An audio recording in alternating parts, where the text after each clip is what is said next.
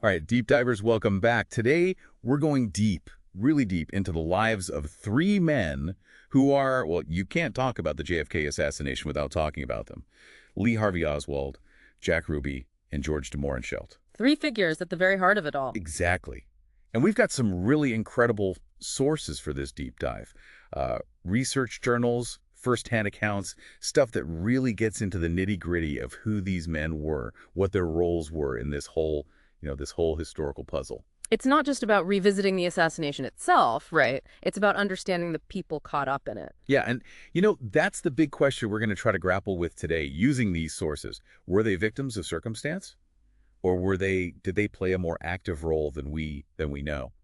And to kick things off, we're going to dive into this article from the Dealey Plaza Echo, which, by the way, is a British JFK assassination research journal, if you didn't know. The article is called Will Fritz and the Murder of Lee Harvey Oswald.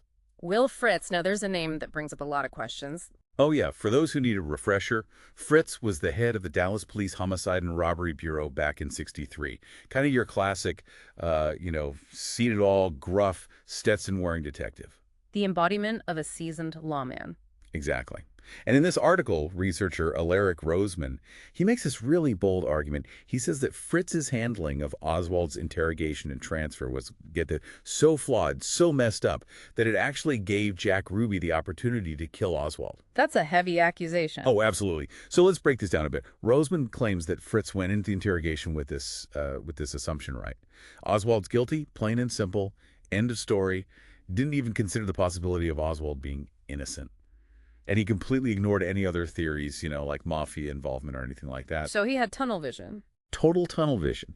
His whole interrogation style, according to Roseman, was all about getting a confession, not about actually conducting a thorough investigation. But here's where it gets even more interesting, okay?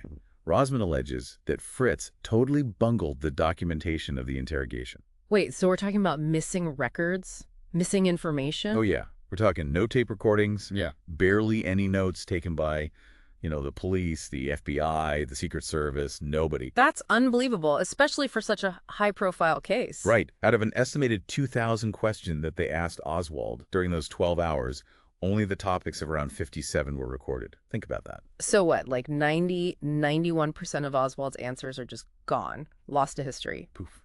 Vanished. It's like trying to solve a puzzle with, I don't know, like most of the pieces missing. And of course, this missing information, it fuels all kinds of speculation, right? Oh, yeah. It's a breeding ground for conspiracy theories. Was there something in those lost answers that they didn't want us to know? Did Oswald say something pointing to a larger conspiracy? Who knows? We may never know. But the alleged screw-ups, they didn't stop there. Roseman goes on to describe the security arrangements for Oswald's transfer as, I don't even know what word to use, just a complete and utter mess. Like, how do you even begin to mess that up? A tiny escort, poorly organized. Oswald's dressed like super conspicuously, no clear chain of command. And get this, they switched from an armored car to an unmarked vehicle at the last minute. It's almost unbelievable that someone like Will Fritz, with his reputation, could make so many mistakes. Basic mistakes, really. Whether you agree with Roseman or not, it definitely raises some big questions about the Dallas Police Department, their competence, and how they handled this whole investigation. It makes you wonder, right? Did those missteps, intentional or not, did they contribute to Oswald's death and the mystery that still surrounds the assassination? I mean, what if Oswald had lived to stand trial? Would we have gotten more answers? Would we be closer to the truth? It's a question that'll likely haunt us forever. And this idea of a potential cover-up, information being suppressed, it just gets more and more interesting as we move on to the man who killed Oswald, Jack Ruby.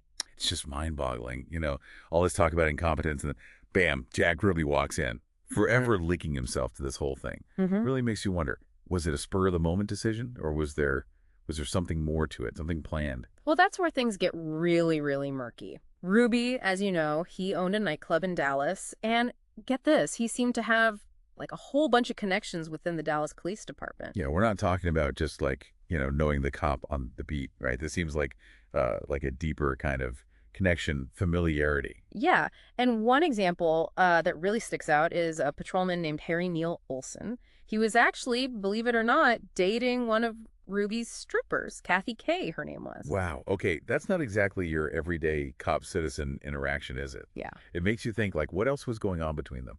Right, and it makes you wonder about, Ruby's access maybe to inside information, about the investigation, or even maybe even some kind of influence within the department.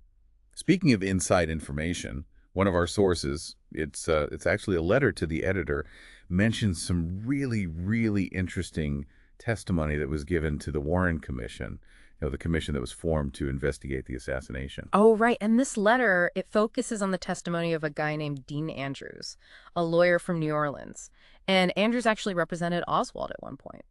Well, Andrews told the commission that he'd see Ruby with, now get this, gay kids in New Orleans like just a few months before the assassination. Wait, gay kids? What did he even mean by that? Yeah. That's a pretty loaded term, don't you think? Especially back then? Yeah, it's not exactly clear what he meant by it, but it's definitely significant because it goes completely against what the Warren Commission concluded. They said Ruby was a lone wolf, no ties to organized crime or any other group that might have wanted to silence Oswald. And this it throws a wrench in that whole narrative. So they had this testimony that kind of contradicted their story, and they just ignored it. Why? It's tough to say for sure, but it definitely makes you question if they were really trying to uncover the whole truth or if they just wanted to stick to their story no matter what. And if we're talking about suspicious connections, we can't forget about Officer Olsen. Mm-hmm. He got fired from the Dallas PD for financial stuff, personal issues, that he gets rehired. It's like, hello, red flag. Yeah, and get this, the day of the assassination, Olsen was off duty, claimed he was on some guarding job. Didn't say where, though. A secret guarding job on the day JFK gets assassinated. Come on. Right. Adds a whole other layer to this whole Ruby thing. You gotta wonder, was Olsen's shady past, his little disappearing act that day, did that have anything to do with what Ruby did? Nobody really knows. So here we have Ruby, this nightclub owner, a questionable past, ties to shady cops, and he just happens to get close enough to Oswald to kill him. It's like something straight out of a spy movie. And it really makes you wonder, was Ruby just a pawn in some bigger game? Was he silencing Oswald to protect somebody? Or did he have his own reasons, his own motives that we'll just never know? He's just a tangled web, isn't it? Full of connections, contradictions, things that just don't add up. Yeah. And then there's George de Mohrenschildt. His story is just as messed up and tragic. And de Mohrenschildt, he takes us beyond the immediate aftermath, right after the assassination, and shows us the shadow it cast, the impact it had on those connected to it. So we've got Oswald, the supposed assassin, shot dead right there in police custody. And then there's Ruby, this nightclub owner, with all these strange connections. Who pulls the trigger? Yeah. It's like we keep peeling back layers, and with every layer we just end up with even more questions. Yeah, and now we come to George de Mohrenschildt. He might not be as well known as Oswald or Ruby, but his story is every bit as fascinating, every bit as tragic. He's kind of the forgotten figure in all of this, isn't he? In a way, yeah. De Mohrenschildt, he was a geologist born in Russia, and he became friends with Lee Harvey Oswald and his wife Marina back in the early 60s. In fact, he even helped Oswald get that job, that infamous job, at the Texas School Book Depository. Hold on. He helped Oswald get the job at the very building he supposedly shot JFK from. That's got to be one of the biggest connections in this whole thing. It is, yeah. And that made de Mohrenschildt a key witness, right? He testified before the Warren Commission, insisted he had no idea about Oswald's plans, said he knew nothing about any assassination plot. But even though he cooperated, it seems like that assassination, it followed him everywhere. Like a curse almost. Oh, absolutely. Our sources, they paint this picture of a man, his life just completely falls apart after Kennedy's death.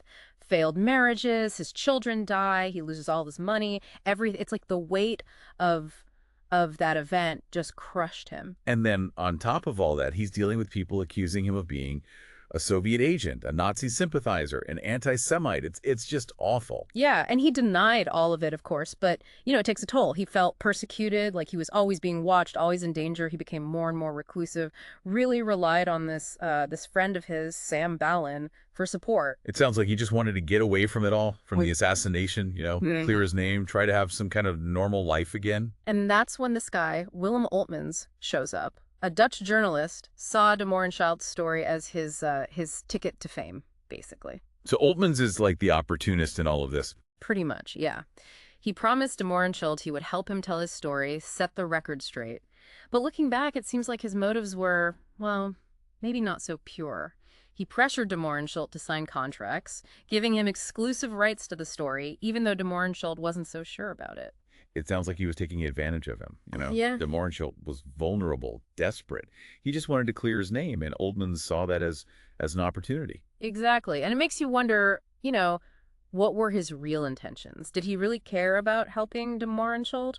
Or did he just want a good story, something to sell? A juicy story. Yeah, a sensational story. It's tough to know for sure, but what we do know is that he takes de Mohrenschildt to Europe, promises him, a platform to tell the truth, all that. Right. But during the trip, de Mohrenschildt, he gets even more paranoid. Starts talking about CIA involvement, Soviet plots, all kinds of things. His story, it just gets more and more complicated, more and more confusing. Sounds like Altman's got what he wanted, though, right? A story that would sell, even if it didn't make a lot of sense. He did, yeah. But then de Mohrenschildt disappears in Brussels, vanishes. Yeah. And Altman's reaction is, well, let's just say it wasn't very sympathetic. Seemed more worried about his TV deal, than about de Mohrenschildt. That's just cold. Yeah, it really shows you how the media, the frenzy around the assassination, could just use people up and spit them out. Didn't matter who they hurt. And de Mohrenschildt, he's found dead not long after he gets back to the U.S. suicide. Just a heartbreaking end to what started as, the hope for a new life in America. Ends in despair and loneliness. 3 men. Oswald, Ruby, de Mohrenschildt. All their lives, forever linked to the JFK assassination. Tangled together in ways we'll probably never fully untangle. And we're left with so many questions, so many what-ifs. Yeah, and the thing is, none of them are easy to figure out. They don't fit into neat little boxes. They were complicated, contradictory, capable of good things, bad things. And it reminds us that history, it's not simple, not black and white. There's a lot of gray, a lot of motives we might never truly get, a lot of actions that are hard to explain. And it also reminds us that there's always more to the story than what we see on the surface, right? Yeah. The official reports, the news headlines, the history books. We got to dig deeper, ask questions, be skeptical. Never stop looking for the truth, even if it's hard to find. And maybe in looking for that truth, we learn a little more about ourselves. Yeah. About how fragile life is, the dangers of power, the mysteries of the human heart, things like that. Well said.